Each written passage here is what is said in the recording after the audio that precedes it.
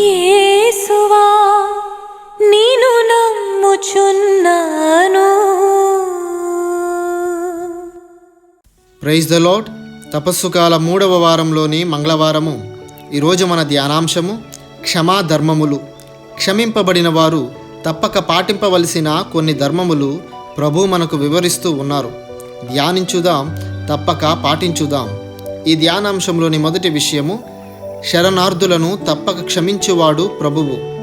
అజరయ శరణుజొచ్చగా క్షమించి వారిని నిప్పుల నడుమ జీవంతో నిలబెట్టిన గొప్ప దేవుడు ప్రభువు.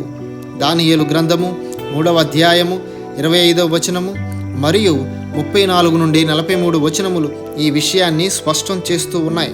కోట్ల వరహాల రుణస్థుడను సహితం క్షణమాలోచించక మన్నించిన రాజు మన ప్రభువు.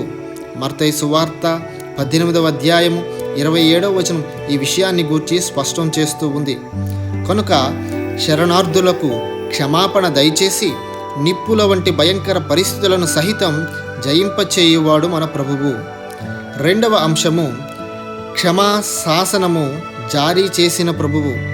ఏ విధంగా క్షమించాలో తెలియచేస్తున్నటువంటి ప్రభువు.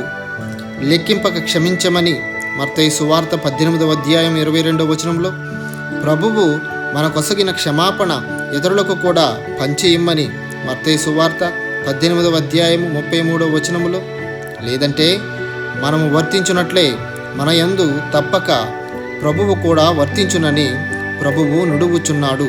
మత్తయి సువార్త 18వ అధ్యాయము 35వ వచనము. Praise the Lord. God bless you all.